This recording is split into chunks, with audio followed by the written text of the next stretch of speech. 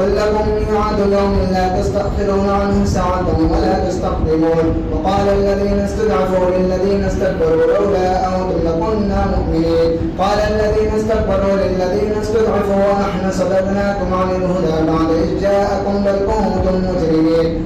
وقال الذين استضعفوا للذين استكبروا بل مكر الليل والنهار إذ تأمروننا أن نكفر بالله ونجعل له أندادا وأسروا الندامة لما رأوا العذاب وجعلنا الأغلال في أعناق الذين كفروا هل يجزون إلا ما كانوا يعملون.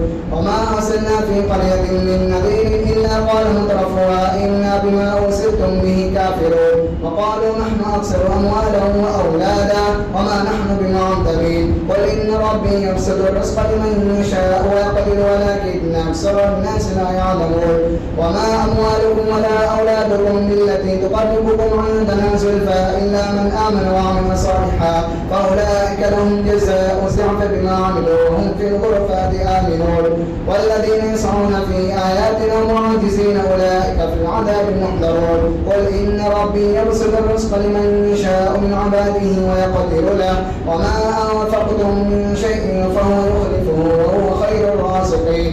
ويوم يحشرهم جميعا ثم يقول للملائكة أهؤلاء إياكم كانوا يعبدون قالوا سبحانك أنت ولينا من دونهم بل كانوا يعبدون الجن أكثرهم بهم مؤمنون. واليوم لا يملك بعضكم لبعض نفعا ولا ضرا ونقول للذين ظلموا ذوقوا عذاب النار التي كنتم بها تكذبون. وإذا تتلى عليهم آياتنا بينات قالوا ما هذا إلا رجل يريد أن يصدكم عما كان يعبد آباؤكم وقالوا ما هذا إلا إفك مفترى.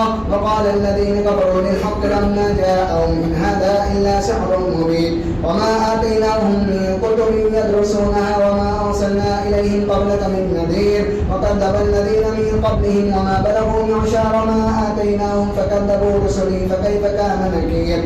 قل إنما أعدكم بواحدة أن تقوموا لله مثنى وفرادا ثم تتفكرون بصاحبكم من جنة إن هو إلا نذير لكم بين يدي عذاب شديد. قل ما سألتكم من أجر فهو لكم إن أجري إلا على الله وهو على كل شيء شهيد. قل إن ربي يقذف بالحق علام الغيوب. قل جاء الحق وما يبدئ الباطل وما يعيد. قل إن ضللت فإنما أضل على نفسي وإن اهتديت فبما يوحي إلي ربي إنه سميع قريب. ولو ترى إذا فزعوا فلا فوت وأخذوا من مكان قريب. وقالوا آمنا به وأنى لهم التناؤش من مكان بعيد وقد كفروا به من قبل ويقذفون بالغيب من مكان بعيد. وحيل بينهم وبين ما يشتهون كما فعل بأشياعهم من قبل إنهم كانوا في شك مريب.